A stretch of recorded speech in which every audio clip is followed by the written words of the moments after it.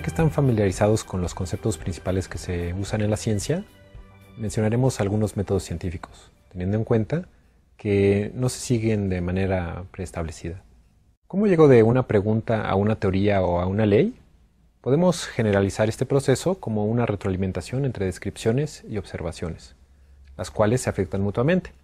Las descripciones, que pueden ser modelos, hipótesis, teorías o leyes, se contrastan con observaciones, que pueden ser experimentos, lógica, simulaciones o datos. Uno de los métodos científicos más usados es el de la deducción, la cual consiste en la aplicación de ideas generales a casos particulares. Usa la lógica. Un ejemplo es, si los perros son caninos y los caninos son mamíferos, podemos concluir que los perros son mamíferos. Además de los límites de la lógica que discutimos la semana pasada, este método tiene otras limitantes. Por ejemplo, las premisas no siempre pueden verificarse, o también a veces es muy difícil pasar de una descripción a un lenguaje formal necesario para darle un tratamiento lógico. Un método científico que también se basa en lógica es el de la inducción, que hace generalizaciones a partir de casos particulares. Por ejemplo, si nos preguntamos qué es la vida, observamos distintas instancias de sistemas vivos, como células, árboles, mamíferos, y vemos qué propiedades tienen en común.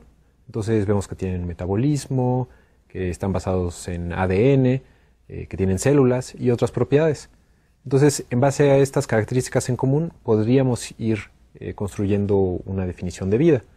Sin embargo, esto no nos dice que no podamos crear en el laboratorio nuevas formas de vida que no compartan estas propiedades. El límite de la inducción se da en que, aunque tengamos muchos casos que cumplan con ciertas condiciones, esto no nos asegura que nunca encontraremos un nuevo caso donde esto no se cumpla. Por ejemplo, a pesar de que toda la vida que conocemos se basa en carbono, nada nos impide suponer que podríamos crear o encontrar en otros planetas vida basada en otros componentes, por ejemplo en el silicio. Uno de los métodos científicos más usados es el análisis, el cual divide a los fenómenos en sus componentes y trata de explicar de esta manera su comportamiento. Esto también se conoce como el reduccionismo, del cual hablaremos más en esta semana. La síntesis explica la integración de componentes. Básicamente queremos ver qué es lo que pasa cuando ponemos distintos componentes juntos, por ejemplo en la química, en la ingeniería o en la robótica. Si yo pongo dos componentes juntos, ¿qué comportamiento van a desarrollar? Recientemente, con el desarrollo de las computadoras, podemos desarrollar nuevos métodos científicos. Por ejemplo, el desarrollo de simulaciones por computadora o también analizar estadísticamente datos masivos. Las simulaciones podemos decir que son modelos computacionales.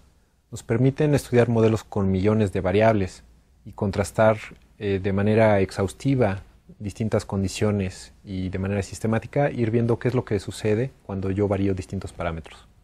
Veremos más adelante cómo las computadoras nos han permitido simular sistemas complejos, los cuales están motivando un cambio de paradigma científico. También mencionaremos cómo las computadoras nos ayudan a generar nuevas ideas con creatividad artificial. La estadística trata del estudio de los datos. Gracias a las computadoras podemos capturar, almacenar y procesar cantidades de datos nunca antes imaginadas. Estos métodos para el análisis y el estudio de datos masivos nos están permitiendo contrastar y verificar teorías en áreas como biología o sociología, donde antes no teníamos una manera objetiva de comparar distintas explicaciones de los fenómenos. La serendipia es el descubrimiento por accidente, que involucra cierto azar o un poco de suerte. Estos momentos eureka se pueden dar en situaciones inesperadas, ya sea en la regadera o durante un sueño, o también puede darse que un error no intencional nos da una respuesta que habíamos estado buscando por mucho tiempo. Puede haber serendipia tanto en la observación como en la descripción. Puede ser una observación no esperada o una idea no buscada. Aunque el conocimiento generado por serendipia depende un poco de la suerte, debemos estar preparados para poder aprovechar estas oportunidades. Los métodos científicos nos ayudan a esto. Se ha estimado que entre el 30 y 50% de los descubrimientos científicos han sido en parte gracias a la serendipia.